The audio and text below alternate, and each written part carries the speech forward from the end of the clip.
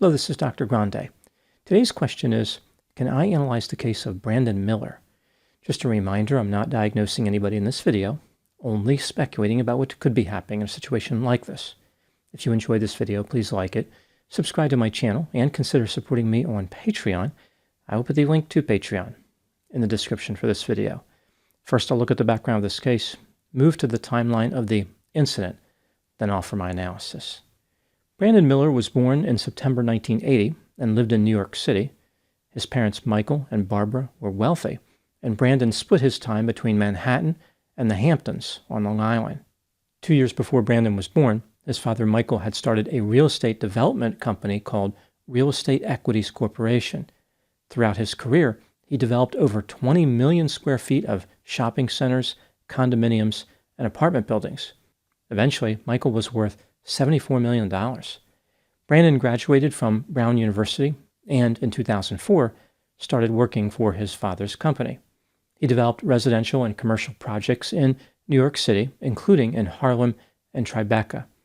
Brandon started dating a woman named Candace when they were both in their 20s. They were childhood friends. Candace lived across the street from where Brandon grew up in the Hamptons.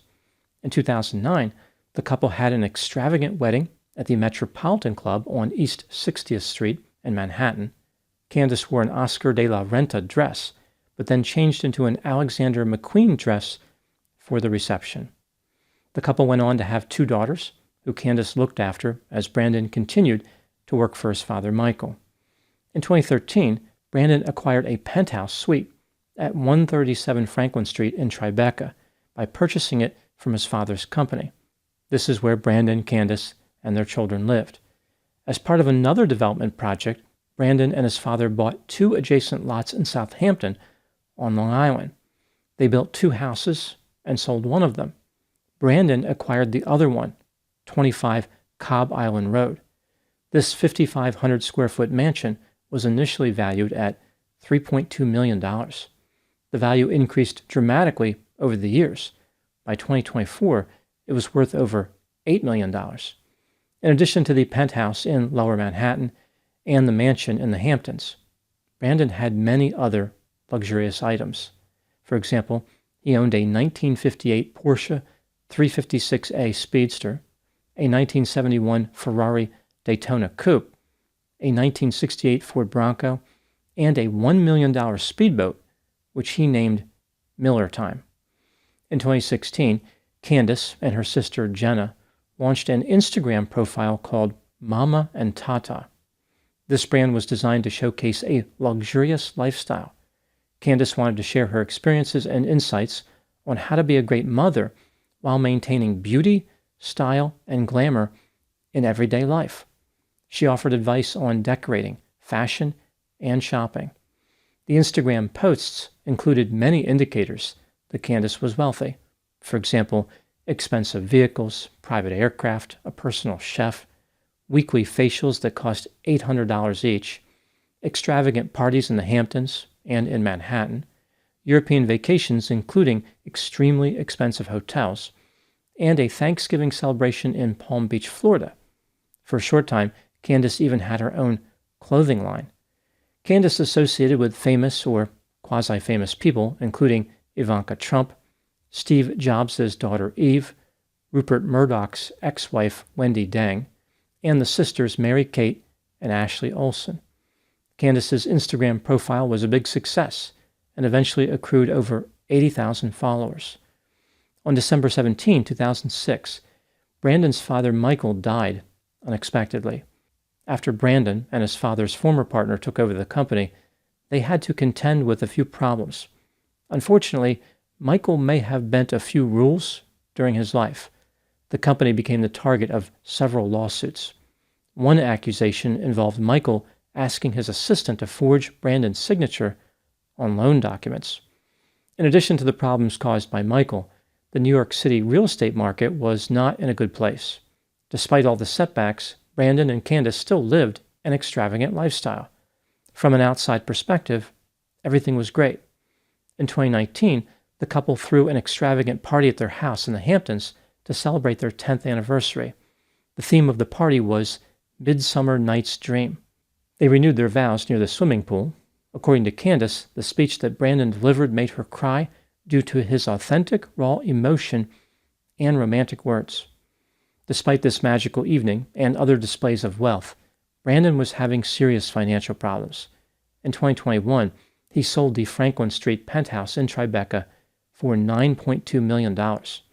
Brandon and Candace wanted to buy property on Manhattan's Upper East Side, but the cost was prohibitive. Instead, they gained entry to the Upper East Side by renting a 4,300 square foot 5-bedroom apartment on Park Avenue and East 71st Street.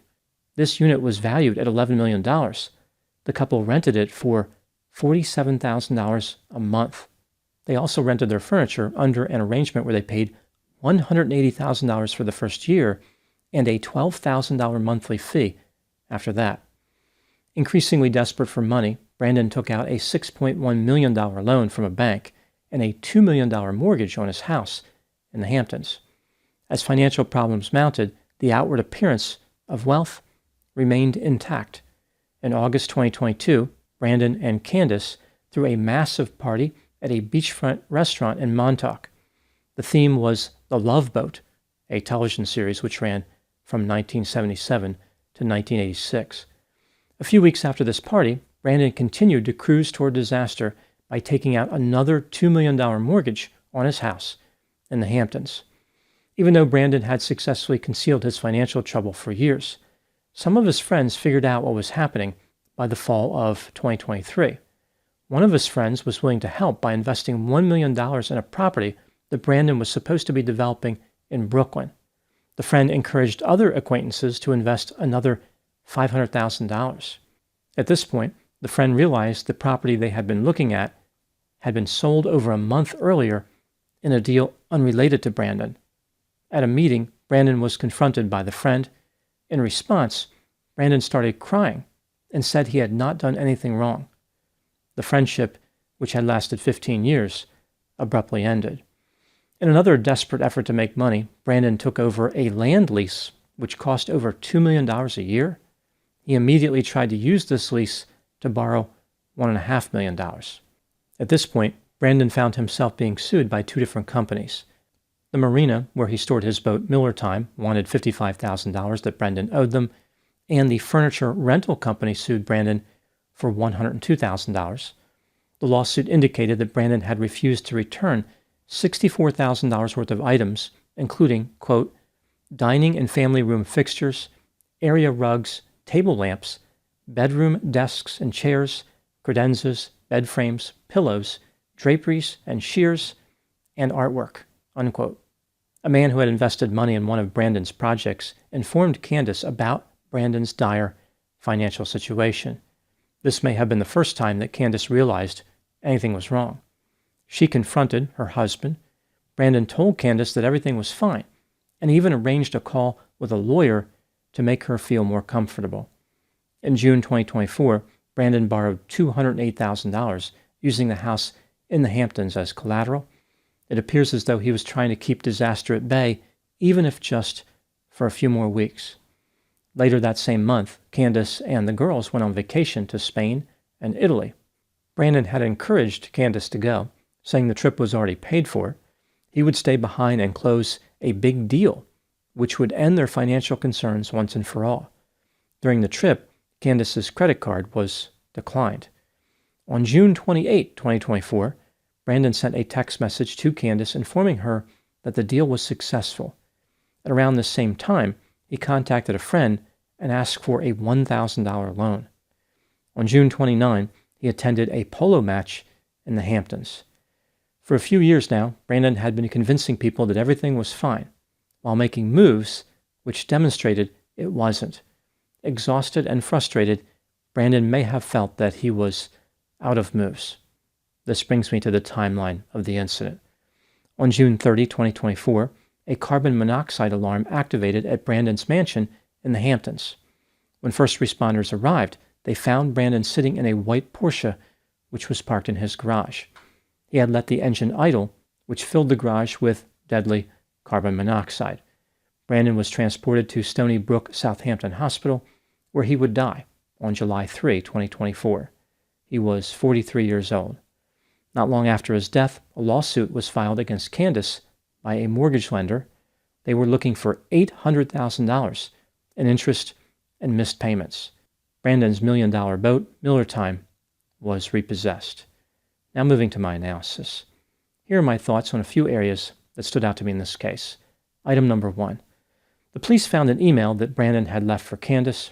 It revealed that he had been struggling against dark feelings for years. His last hope was a business deal which fell through. Brandon believed that his death was best for the family. He had 2 life insurance policies totaling about $15 million. It's not clear if Brandon knew that he was $17 million in debt at the time of his death. Item number 2. The real estate game that Brandon was playing in New York City is very risky. The market conditions in New York are unforgiving, property taxes are exorbitant, and there are strict zoning and building codes. Brandon would borrow a tremendous amount of money for each project. If everything did not go as planned, for example, there was a sharp decline in property values, bankruptcy could result. There were probably many times in Brandon's career where he could have walked away from the high-stakes game. He could have sold his properties, moved his family someplace in the country where the cost of living was reasonable, and had a good life.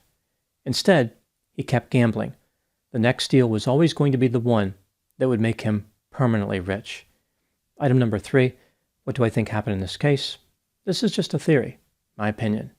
Brandon's tragic story featured 2 people living an unsustainable lifestyle, but only one of them fully realized what was going on.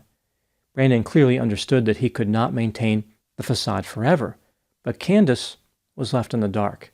She threw extravagant parties, lived a life of privilege, spent time with well-known figures, and became a social media influencer. Candace had it all. She had the type of life that many people could only dream of. Keeping Candace happy appeared to be Brandon's central mission. Maybe he was fine with his own depression and anxiety as long as his family could live a life of luxury. He was willing to suffer to maintain the fantasy. In a way, Brandon was vicariously living through his wife. She had the level of knowledge that Brandon envied. That is, he wished that he did not know how desperate their financial situation was.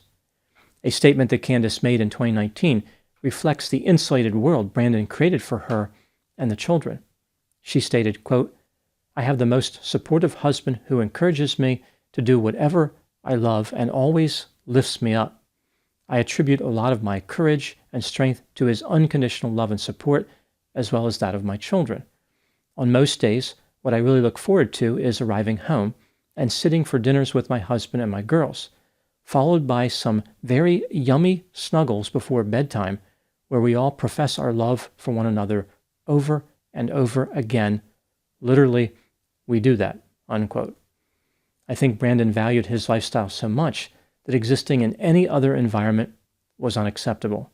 Being wealthy, or at least appearing to be wealthy, was like a human entity to Brandon. It was like another person, simultaneously his best friend and his worst enemy. The wealth kept him alive. It gave him purpose. It meant that he was successful and his life had meaning. The money held back the depression. It restrained the dark feelings. Just like Brandon insulated his wife from the truth, the wealth insulated Brandon from facing his downcast feelings. It was a source of hope. When the wealth died, Brandon was content to share the same fate. Those are my thoughts on the case of Brandon Miller. Please put any opinions and thoughts in the comment section. They consistently generate an interesting dialogue. As always, I hope you found my analysis of this topic to be informative. Thanks for watching.